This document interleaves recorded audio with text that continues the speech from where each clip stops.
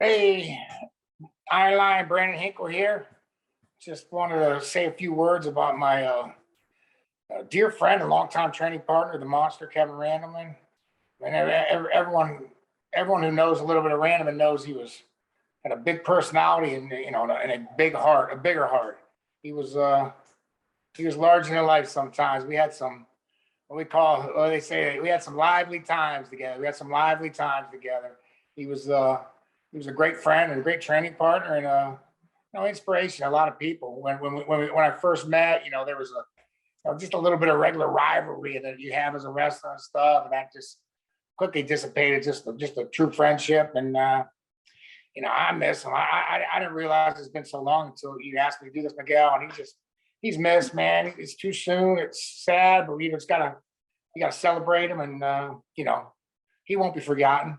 So I gotta listen. I think me and Randleman and Coleman's crazy times been well documented. But even before you contact me, this just for some reason we used to train a Baki fight school down in Atlanta. It was a bunch of martial arts, bunch of everyone. Randleman came down to train with me, and we said, we're gonna wrestle. They had a big wrestling. We're gonna go up in this little wrestling room up in the corner, the old mat. And it was like really old school. The rest of the gym was beautiful, brand new stuff. And it was like old school mats.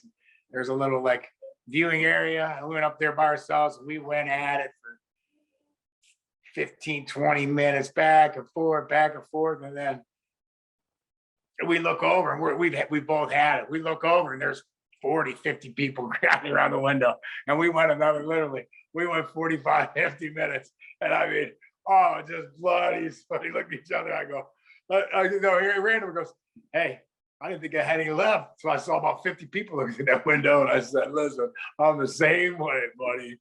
But he was a class act, man. Like, I told a lot of stories, but another story that kind of comes to mind that, just about the kind of guy he was, like, not even like, his persona was so big, his personality he's such a big heart, he always made you feel good when you're around him. Like even our later years, like, when we were living, we were all, we were daily training partners. And then, he moved west and we had our own thing.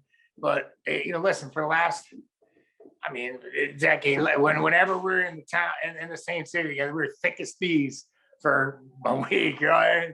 Whether it's good for us or bad for us, but we had a blast. And then, the one time I fought Tommy Trauma out there at the Cox Pavilion in Vegas, and Randleman had just got that shoulder surgery. He was dealing with some stuff, and he was just fresh. And I let him know that, listen, I'm not even. I know you're not even gonna be able to make it. I'm gonna ask you. Don't worry about it. And get after the fight. It was a tough fight. I ended up winning a tough fight. And I was like, yeah, Randleman, he couldn't make it, blah, blah, blah. And my buddy after the fight said, listen, I saw Randleman. He was tucked way up in that balcony up there, cheering on, and you won, and he left. And I caught him. I was like, yeah. He's like, I'm looking at this. I couldn't hang around. I was hurting. But, I'm glad you're doing this because, hopefully, he needs to be celebrated. He was, he was an inspirational to a lot of young fighters, a lot of young black fighters.